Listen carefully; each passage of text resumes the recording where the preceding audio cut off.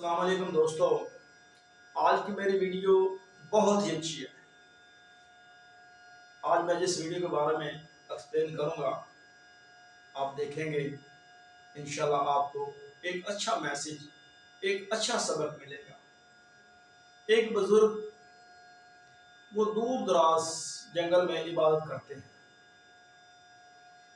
جیسا کہ آپ نے پرانے وقتوں میں دیکھا ہوگا، امام بلی سرکار ہے، وہ ابھی بھی آپ وہاں جائیں جہاں وہ عبادت کرتے تھے تو بہت جنگل ہے، اور ساتھ ہی ان کے ایک دریا بہتا تھا، ادھر وہ عبادت کرتے تھے۔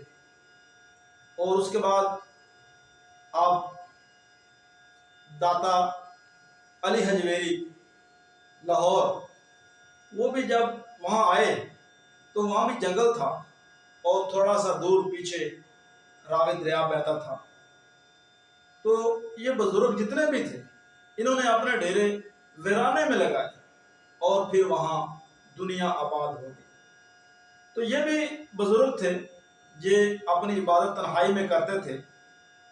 تو ایک دن عبادت سے فارغ ہوئے تو دریا کے کنارے بیٹھ گئے۔ آ کر ایک جوان آتا ہے، وہ پوچھتا ہے، بابا جی آپ یہاں کیا کر رہے ہیں، کیا سوچ رہے ہیں؟ وہ کہتے ہیں کہ میں یہ انتظار کر رہا ہوں یہ پانی ختم ہو، پھر میں دریا کو عبور کروں۔ وہ نوجوان کہتا ہے، بابا جی آپ یہ کیسا مذاق کر رہے ہیں، کبھی دریا کا پانی بھی ختم ہوا ہے؟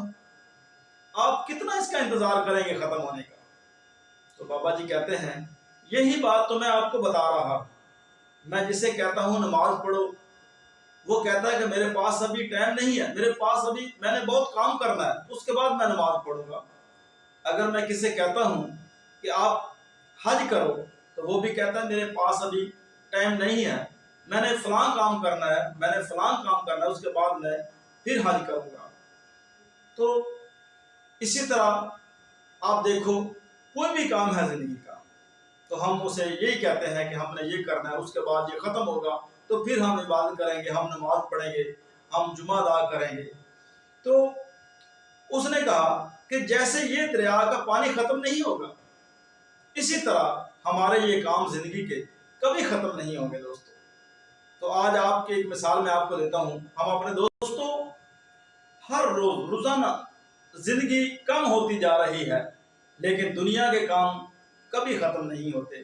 آؤ ہمیں آج ہی فیصلہ کرنا ہوگا کہ ہم اپنے رب کی عبادت کریں اور اس سے اپنے گناہوں کی معافی مانگے، اسی میں ہماری بھلائی ہے۔